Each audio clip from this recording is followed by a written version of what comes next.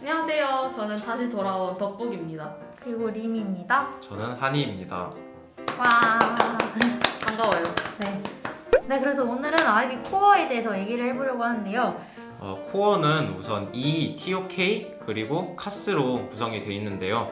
이게 어떻게 점수가 매겨지냐면 E하고 TOK가 E, TOK 매트릭스라는 걸로 이제 구성이 되어 있어요. 표를 보시면 아실 텐데 예를 들어서 뭐 E와 TOK에서 모두 A를 받거나 E와 TOK에서 A 또는 B 그렇게 받으면 총 3점을 받아가실 수 있고요. 그리고 뭐 E, TOK에서 B를 2개를 받는다든지 그러면 2점을 받아가실 수 있고 뭐 이거는 점수 조합에 따라 다르긴 한데 3점, 2점, 1점 또는 fail 그렇게 받아가실 수 있습니다. 그리고 그 외에는 이제 카스라고 있는데 카스는 Creativity, Activity, Service의 약자로 여러 가지 봉사활동 그리고 자기개발 활동을 하면서 카스 코어디네이터한테 패스 또는 페일을 받기만 하면 됩니다. 물론 페일을 한다면 IB 디플로마는 받지 못합니다. 네. 그러면은 Extended Essay와 TOK에 대해서 간략하게 설명해드리자면 제가 E에 대해서 설명을 해드릴게요. E는 Extended Essay의 줄임말로 4,000단어의 논문을 써내게 되는 그런 과정인데요. 2년 동안 자신 좋아하는 과목 하나를 골라서 그 과목에 대한 집중 탐구를 하면 됩니다. 각 과목에 대한 토픽은 그 과목마다 다르기 때문에 그거는 이 가이드를 참고해 주시면 될 것 같고, 저 같은 경우에는 E를 한국어로 썼고 한국어로 총 4,000단어가 되는 논문을 썼습니다. 다들 이 과목 뭐 쓰셨나요? 저는 영어 A 리터레처 과목으로 E를 작성했어요. 네. 저는 비즈니스 매니지먼트를 E로 썼습니다. 네. SL 과목이었어요. 다들 어땠어요? E 쓰는 거? 전 재밌었어요. 제가 저도요. 좋아하는 과목이라 가지고. 근데 C를 받았다는 게 마상. 저는 개인적으로 E 쓰는 게 IB 중에서 가장 고통스러웠던 기간이라고 생각하거든요. 진짜요? 네. 저는 일주일 내로 썼거든요. 아 진짜요? 네. 그래서 아. 아닙니다. 다음으로 넘어가도록 할게요. 예.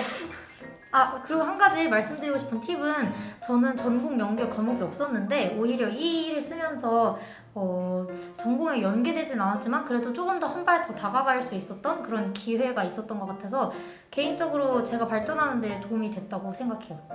그리고 이 일을 자기가 이제 진학하고 싶은 전공에 맞춰가지고 써보면 그게 나중에 분명히 자기소개서 쓸 때도 도움이 되거든요. 왜냐하면 저는 대학교에 이제 자기소개서를 제출을 할 때 저는 이 일을 썼던 내용에 대해서 자기소개서에 잘 녹여가지고 썼다고 생각해요. 네, 맞아요. 저는 이제 이 구역의 반면 교사로서 제 전공과 전혀 연관없는 문학을 골랐는데요.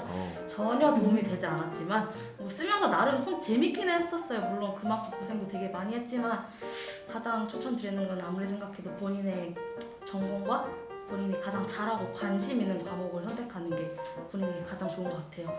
막 영어나 이런 거 본인이 안 좋아하는데 하면 진짜 고생길밖에 없더라고요. 그러면 다들 듣기로 굉장히 어렵거나 굉장히 악명 높은 그런 이 과목들이 있잖아요. 그런 것들에 대해서 좀 말씀을 해주세요.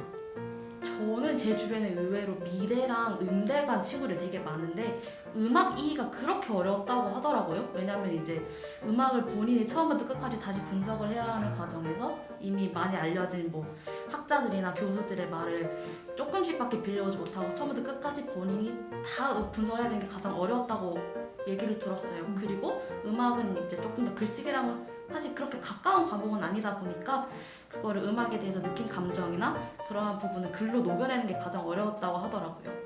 제가 듣기로는 바이올로지 2는 하지 말라고 들었어요. 그냥 맞아요. 왜냐하면 그 메서돌로지 같은 거 만드는 과정에서 되게 힘든 부분, 되게 귀찮은 부분이 많다고 들어서 뭐 좋아하신다면 당연히 뭐 해도 괜찮겠지만 혹시 좋아하지도 않으면서 고려하고 있는 분이 계신다면 도망가실 것을 권장드립니다. 영어도 그래요. 저는 주변에서 들은 건 아까 쌤 말처럼 바이오 E는 안 좋다고 들었거든요. 왜냐하면 IA랑 겹치는 부분도 많아서 또 다른 주제를 구상하기가 좀 어렵다고 많이 들었고요.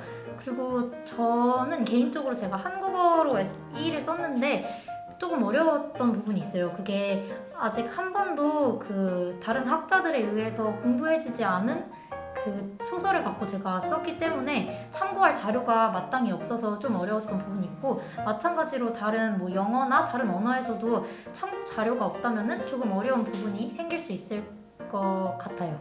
유미쌤 돼지국밥에 대해서 쓰셨다지 않아요? 저 곰탕에 대해서 썼는데 곰탕에 흥미롭네요. 대해서 썼는데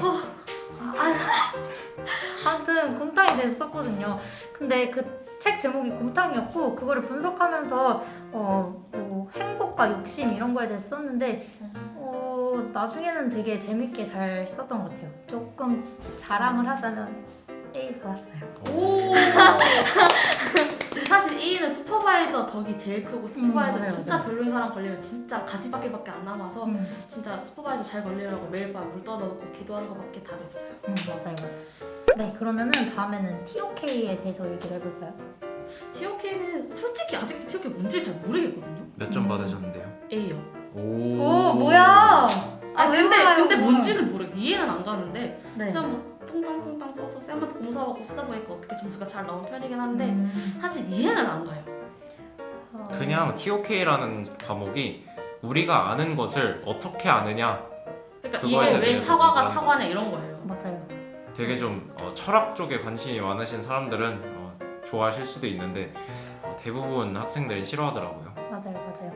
그리고 그냥 철학적으로 생각해라 이게 아니라 그걸로 또 프레젠테이션을 하고 에세이를 쓰게 되는데 교내 학생들을 대상으로 이제 발표를 하고 선생님들께서 점수를 매기는 거고, 에세이 같은 경우에는 그 아이디 본사로 보내서 다른 채점자분들이 채점을 해주시는 겁니다.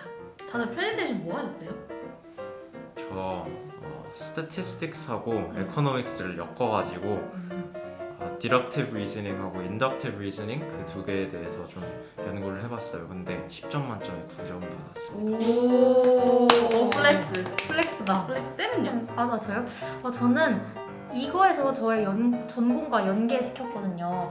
제가 아무래도 미디어에 관심이 있고 뭐 사람들의 역사나 커뮤니케이션에 관심이 있다 보니까 메모리랑 히스토리를 연결해서 썼던 기억이 납니다. 저는 이번에는 처음으로 또 제 전공에 맞춰서 생물학적으로 동물들의 장기를 인간에게 트랜스플란트 하는 것 자체의 문제점과 장단점에 대해서 써서 저는 이제 과학이랑 에틱스에 대해서 썼던 것 같아요. 유일하게 전공에 맞게 한 IB 그런 프로젝트입니다. 맞아요. 그 굳이 과목이 아니더라도 코어 같은 부분에서 이제 전공과 연계를 시키면 아무래도 어필할 때 더 도움이 되는 것 같아요. 그리고 되게 재밌었어요. 사실 개인적으로 TOK 프레젠테이션은. 왜냐면 TOK 프레젠테이션 친구랑 대부분 하는 게 많잖아요. 그래서 이제 잘 마음 맞고 뭐 일도 같이 잘하는 친구랑 뭐 한 달 정도 내내 프로젝트를 준비하는 게 사실 되게 재밌었던 일도 많아서 TOK 프레젠테이션은 저한테 사실 좋은 기억으로 남아있어요. 네.